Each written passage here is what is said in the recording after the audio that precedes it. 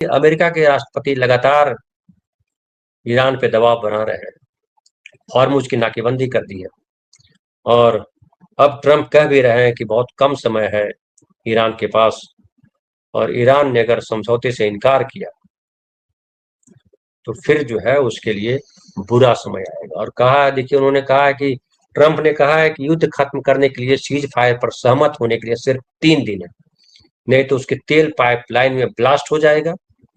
और वो ट्रंप जो है फॉक्स न्यूज को इंटरव्यू दे रहे थे, जब उन्होंने बताया कि अगर ईरान तेल का निर्यात नहीं कर पाता, अभी नाकेबंदी की हुई है इसलिए ईरान जो है तेल अपना नहीं बेच पा रहा है, तो वो पाइपलाइन पे कह रहे हैं कि वो दबाव बढ़ेगा। बमबारी करने की बात नहीं कर रहे हैं, हमला करने की बात नहीं कर रहे हैं। वो ट्रंप कह रहे हैं कि जो जब तेल का निर्यात रुका हुआ, तेल वहां से निकल नहीं रहा है, तो पाइपलाइन पे उस पर दबाव बढ़ेगा, क्योंकि सारे रास्ते जो है तेल निकालने के बंद कर दिए गए।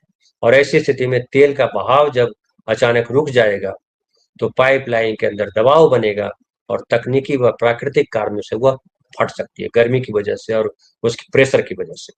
और ट्रंप अब इंतजार कर रहे हैं कि वो अपने आप पाइपलाइन फट जाएगा और ईरान जो है समझौते के लिए तैयार हो जाएगा। तो ये कितनी बचकानी सोच है। जब वो डरा नहीं आपके बम्बार्डिंग से, जब वो डरा नहीं अपने लोगों के मारे जाने से, तो अब ये जो है प्रकृति वाला रास्ता ढूंढ रहे हो कि पाइपलाइन फट जाएगा और ईरान झुक जाएगा।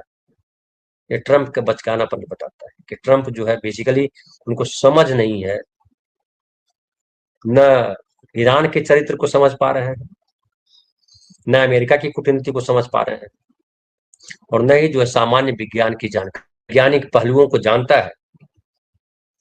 लेकिन इसके ट्रंप इस तरह की बात करते हैं तो अफसोस पैदा होता है।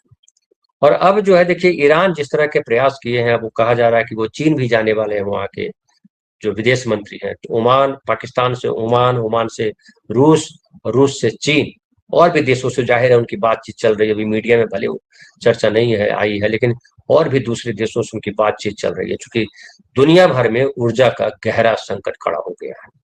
और हॉर्मुज अगर बंद रहता है तो बहुत दिनों तक उसको बंद रखा नहीं जा सकता है।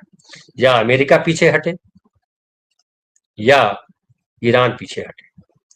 अमेरिका चाह रहा है कि चूंकि उसका तेल बिक रहा है तो उसको लग रहा है कि हमें कोई नुकसान नहीं है, लेकिन मिडिल ईस्ट को इसका बड़ा नुकसान है। और मिडिल ईस्ट को नुकसान का मतलब होता है कि अमेरिका को नुकसान हो रहा है।